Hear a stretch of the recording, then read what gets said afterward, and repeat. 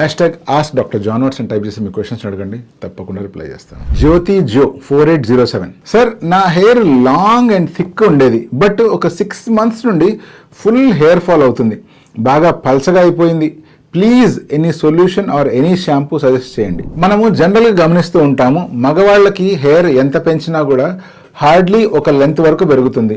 అదే ఆడవాళ్ళు కనుక హెయిర్ పెంచడం మొదలు పెట్టారు అంటే ఆ హెయిర్ చాలా లెంత్ వరకు వస్తుంది. కొంతమందికి నడుము వరకు రావచ్చు, కొంతమందికి మోకాళ్ళ దాకా కూడా పెరిగే అవకాశాలు ఉన్నాయి. దీనికి ప్రధాన కారణం ఏంటి అంటే హెయిర్కి ఉండే సైకిల్ని బట్టి మనకు అర్థమవుతుంది. హెయిర్ సైకిల్ అంటే హెయిర్ బర్త్ దగ్గర నుంచి మళ్ళీ అది రెస్టింగ్ ఫేజ్కి వెళ్ళేంత వరకు సైకిల్లో anagen phase, telogen phase, catagen phase అని 3 ఫేజ్లు ఉంటాయి.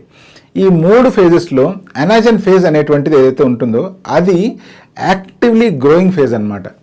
ఎవరికైతే ఎనాజన్ ఫేజ్ అనేటువంటిది సపోజ్ 2 సంవత్సరాలు ఉంది అనుకోండి, ఈ 2 సంవత్సరాలు ఆ హెయిర్ పెరుగుతూనే ఉంటుంది. ఇప్పుడు 2 సంవత్సరాలు ఒక వ్యక్తికి 2 ఫీట్లు కనుక పెరిగింది అనుకోండి, దాని తర్వాత ఆ హెయిర్ అనేటువంటిది మళ్ళీ టిలోజన్ స్టేజ్లోకి వెళ్ళి కెటజన్ స్టేజ్లోకి వెళ్ళిపోతుంది. అంటే ఆ హెయిర్ రెస్టింగ్ స్టేజ్లోకి వెళ్ళి తర్వాత ఫాల్ అయిపోతుంది. దాని తర్వాత మళ్ళీ ఆ హెయిర్ పెరగడం మొదలుపెట్టినప్పుడు మళ్ళీ అంతే 2 years వరకే పెరుగుతుంది అనమాట.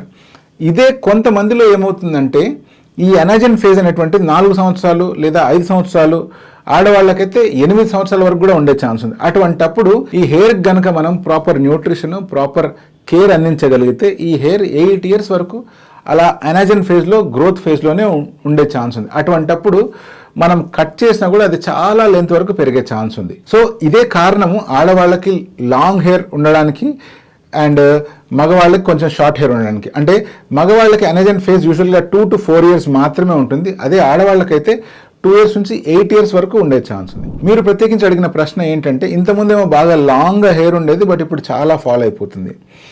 కొన్నిసార్లు ఏదైనా స్ట్రెస్ఫుల్ కండిషన్ గుండా వెళ్ళినా, లేకపోతే అది న్యూట్రిషనల్ డెఫిషియన్సీ అయినా, లేకపోతే ఇంకేదైనా డిసీజ్ అయినా, అటువంటి సిచ్యువేషన్లో మన బాడీలో ఉండే ఎనాజన్ హెయిర్ అంతా కాస్త టిలోజన్ ఫేజ్ అంటే రెస్టింగ్ ఫేజ్లోకి పుష్ చేయబడతాయి. అలా ఏవైతే పుష్ చేయబడితే ఆటోమేటిక్గా అవన్నీ ఫాల్ అయిపోతాయి.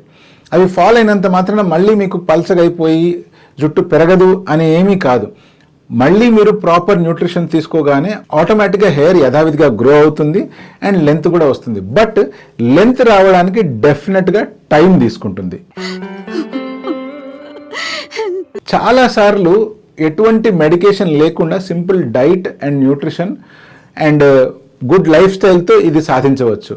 కొన్నిసార్లు అండర్లయింగ్ కండిషన్ ఏదైనా ఉందనుకోండి, ఫర్ ఎగ్జాంపుల్ హిమోగ్లోబిన్ తక్కువ అవడము, లేకపోతే మీకు ఏదైనా హెల్త్ కండిషన్ వచ్చి దానివల్ల కొన్ని రకాల మెడికేషన్స్ ఎక్కువగా వాడడము, అండ్ ఇంకా కామన్గా నిద్ర లేకపోవడం కానీ, ఇప్పుడు ఈ అండర్లయింగ్ కండిషన్స్ అన్నిటిని మీరు ప్రాపర్గా అడ్రస్ చేసి దెన్ మీకు ఇంకా హెయిర్ గ్రోత్ రావట్లేదు అంటే అప్పుడు డర్మటాలజిస్ట్ని సంప్రదించి నిజంగా ఏమైనా మెడికేషన్స్ అవసరమా, బయోటిన్ సప్లిమెంట్స్ కావచ్చు లేదా ఇంకేదైనా సప్లిమెంట్స్ కావచ్చు, ప్రత్యేకించి ఆయిల్స్ ఏమైనా అవసరమా అనేటువంటి విషయాన్ని ప్లాన్ చేయాలి. బట్ సింపుల్గా ఏదో ఒక షాంపూ వాడితే లేదా ఏదో ఒక లోషన్ అప్లై చేస్తే హెయిర్ గ్రో అవుతుందా అంటే అండర్లయింగ్ కండిషన్ని సాల్వ్ చేయకుండా జస్ట్ షాంపూ వాడినంత మాత్రం ఎటువంటి ఉపయోగము ఉండదు. ఎందుకంటే షాంపూలు చేసేది ఏంటి, ఓన్లీ మీ స్కాల్ప్ మీద ఉండే డస్ట్ని కానీ లేకపోతే ఎక్స్ట్రా ఆయిల్ని కానీ లేదా పొట్టులాగా ఏదైనా ఫామ్ అయితే వాటిని క్లీన్ చేయగలుగుతాయి. అంతేగాని మీ హెయిర్ని ప్రత్యేకించి గ్రోత్ చేయడంలో డైరెక్ట్గా ఎటువంటి ఇన్వాల్వ్మెంట్ ఉండదు.